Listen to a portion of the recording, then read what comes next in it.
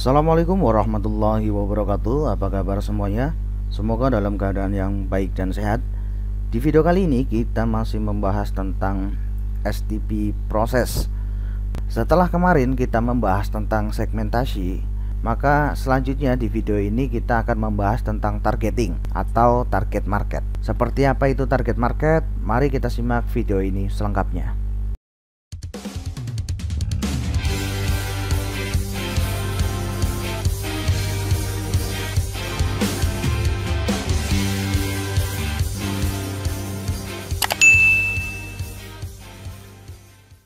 Ya, targeting atau target market. Targeting atau target market adalah suatu tindakan mengevaluasi keaktifan daya tarik setiap segmen pasar dan memilih salah satu atau lebih dari segmen pasar tersebut untuk dimasuki, atau kelompok yang dipilih oleh perusahaan untuk dijadikan sebagai pelanggan sebagai dari segmentasi. Jadi, targeting adalah langkah yang dilakukan setelah proses segmentasi. Nah, kemarin kita sudah mengetahui tentang segmentasi, ya, dimana sebuah pasar yang heterogen lalu kita segmen menjadi pasar yang lebih homogen, ya, dari pasar yang berwarna merah, biru tua, dan biru muda. Kemudian kita segmentasi berdasarkan karakteristiknya sehingga diketahui ada pasar berwarna merah, pasar berwarna biru tua, dan pasar berwarna biru muda. Proses selanjutnya adalah targeting atau target market. Dari ketiga segmen pasar yang sudah kita identifikasi ini, maka kita tentukan target pasar mana yang akan kita tuju. Nah, contohnya adalah seperti ini. Nah, target pasar inilah yang kemudian menjadi sebuah pasar sasaran. Pasar yang akan kita tuju, di mana kita akan mempromosikan produk-produk yang akan kita tawarkan. Nah, selanjutnya apa sih manfaat dari target market itu? Ya, manfaat dari target market yang pertama adalah meningkatkan penjualan. Fokus pada target pasar memungkinkan kita untuk membuat produk lebih cepat dan memasarkannya lebih dahulu dari kompetitor. Hasilnya, penjualan produk akan meningkat. Selain itu, kita akan lebih mudah dalam mengembangkan produk. Semua data yang kita miliki dari target pasar kita akan membantu dalam menentukan produk yang disukai oleh pelanggan. Tidak hanya itu, kemampuan kita dalam memenuhi kebutuhan pelanggan akan mendorong customer loyalty. Ingat, 65% dari keuntungan sebuah perusahaan berasal dari para pelanggan setianya. Jika hal ini diterapkan pada setiap produk, tentu akan memberikan hasil yang lebih baik. Nah, kemudian manfaat yang kedua adalah mengetahui budget yang dibutuhkan. Kegiatan pemasaran yang kita lakukan akan membutuhkan biaya. Jika kita tidak menetapkan strategi target pasar terlebih dahulu, kita akan berupaya untuk menyasar semua orang. Artinya, anggaran yang kita butuhkan akan sangat besar dengan cara ini. Nah, kemudian manfaat yang ketiga adalah mengantisipasi persaingan dengan baik. Setiap bisnis akan mengalami persaingan usaha, kecuali jenis bisnis yang sangat spesifik. Jika bisnis kita memiliki kompetitor, jangan terlalu khawatir. Kemampuan kita dalam mengantisipasi persaingan akan memberikan kita keuntungan. Kuncinya mengetahui target pasar kita dan melihat apa yang kompetitor tawarkan di pasar tersebut. Lalu ciptakan keunggulan produk kita yang belum mampu ditawarkan oleh kompetitor. Intinya, mengetahui target pasar bisa membantu kita tampil beda dari kompetitor. Nah, kemudian yang keempat adalah memudahkan dalam menyiapkan strategi promosi. Sebuah pemasaran yang berhasil dipengaruhi oleh strategi promosi yang digunakan. Semakin sesuai dengan target pasar akan semakin menarik perhatian. Dengan demikian, potensi penjualan produk bisa digenjot dengan maksimal.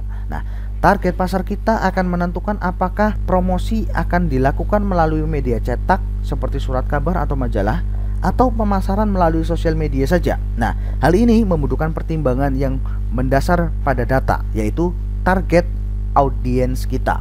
Nah, kemudian yang terakhir adalah membangun komunikasi dengan pelanggan.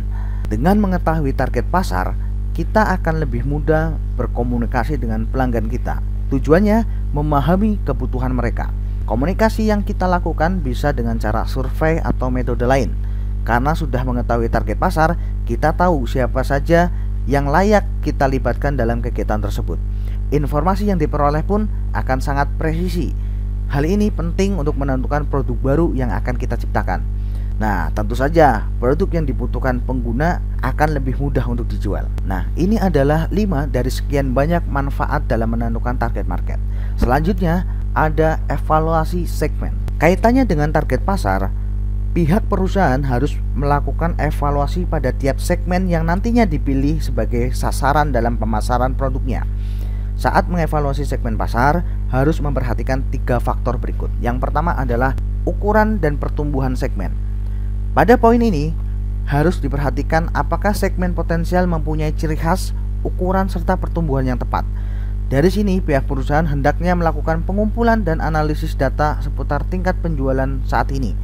Juga dianalisis mengenai tingkat pertumbuhannya dan laba yang diperoleh serta diharapkan pada beberapa segmen.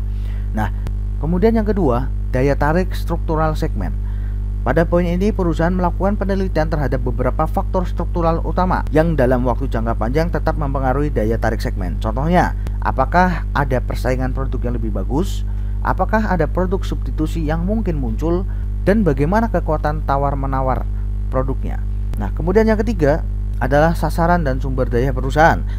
Jika segmen sudah sangat cocok dengan sasaran perusahaan, tahap berikutnya adalah memastikan apakah perusahaan memiliki sumber daya manusia yang terampil dan sumber daya lainnya yang lebih unggul dan lebih baik. Nah, jadi di sini pihak perusahaan dituntut supaya memiliki keterampilan serta sumber daya yang mumpuni serta unggul yang harus lebih baik dari para pesaing usahanya.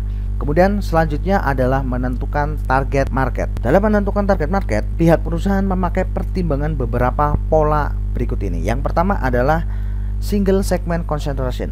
Nah, maksud pola ini adalah pihak perusahaan hanya bisa memilih satu segmen atau sekelompok orang saja. Pada dasarnya, hanya dalam satu segmen perusahaan mampu mencapai posisi kuat. Pada dasarnya, konsentrasi hanya pada satu segmen memiliki potensi besar untuk untung atau laba. Nah, kemudian yang kedua adalah multi segment marketing. Maksud pola ini adalah pihak perusahaan dapat memilih 2 atau lebih segmen pasar.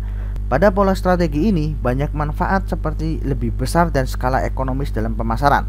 Misalnya, sepeda federal tidak cuma terfokus pada segmen pasar sepeda bagi orang dewasa saja, namun juga fokus dalam pembuatan sepeda bagi anak kecil. Kemudian yang ketiga adalah selective specialization. Maksud pola ini adalah pihak perusahaan menyeleksi secara selektif pada beberapa segmen. Meskipun beberapa segmen terpilih tersebut tidak saling berhubungan, tetapi yang paling penting pada tiap segmen menjanjikan uang atau keuntungan. Strategi selective specialization digunakan sebagai langkah menghindari kerugian serta mendapatkan pendapatan dari segmen yang lain. Nah, kemudian yang keempat adalah product specialization. Maksud pola ini adalah pihak perusahaan berkonsentrasi dalam pembuatan produk khusus atau tertentu. Cara ini ditempuh sebagai langkah membangun reputasi baik dan kuat pada produk yang dibuat. Tetapi pola ini ada resikonya, yaitu terletak pada masalah kekurangan bahan dan keterlambatan perubahan teknologi. Nah, kemudian yang kelima adalah market specialization. Maksud pola ini adalah pihak perusahaan berkonsentrasi melakukan pelayanan dengan berbagai cara pada kebutuhan kelompok tertentu. Dengan pola ini, pihak perusahaan bisa mendapatkan reputasi kuat, bahkan bisa dijadikan channel bagi semua produk baru yang diperlukan oleh kelompok tertentu. Nah, kemudian yang keenam adalah full market coverage. Maksud pola ini adalah pihak perusahaan berkonsentrasi melayani semua kelompok dengan produk yang dibutuhkan. Adapun yang bisa melaksanakan pola ini hanyalah perusahaan besar. Langkah perusahaan besar tersebut dalam menciptakan kepuasan pembeli bisa dilaksanakan dengan cara melakukan diferensiasi. Tetapi perlu diperhatikan pihak perusahaan bahwa jangan sampai terjadi over segmentating. Harus bisa memperkirakan biaya dan pengeluarannya. Dan pola yang terakhir adalah market coverage strategi. Maksud pola ini adalah pihak perusahaan memakai sistem membership serta produk tidak dijual bebas. Artinya hanya dijual di toko sendiri. Jadi bisa memudahkan konsumen dan produsen. Selanjutnya, ini gambaran dari pola target market tadi ya. Yang pertama ada single segment concentration, di mana kita hanya bisa memilih satu segmen atau kelompok orang saja. Ya, misalkan kita menentukan di sini. Kemudian ada selective specialization ya, kita pilih dari produk dan market tertentu ya. Kita menyeleksi secara selektif pada beberapa segmen. Kemudian juga ada product specialization, di mana kita berkonsentrasi pada pembuatan produk khusus tertentu ya. Jadi fokusnya pada produknya. Kemudian juga ada market specialization, di mana kita fokusnya pada marketnya ya, sesuai dengan kebutuhan kelompok tertentu, kelompok market tertentu. Nah, kemudian yang selanjutnya ada full market coverage, di mana di dalam full market coverage ini terlihat sebuah perusahaan berkonsentrasi melayani semua kelompok dengan produk yang dibutuhkan. Artinya tidak ada spesialisasi tertentu atau konsentrasi tertentu. Semuanya full market coverage. Itulah pola-pola dalam menetapkan target pasar. Selanjutnya ada sebuah kuis. Menurut kalian bagaimanakah pengaruh target market terhadap keberhasilan strategi pemasaran? Nah, coba tulis jawaban kalian di kolom komentar video ini. Sekian dari saya, semoga video ini bermanfaat. Assalamualaikum warahmatullahi wabarakatuh.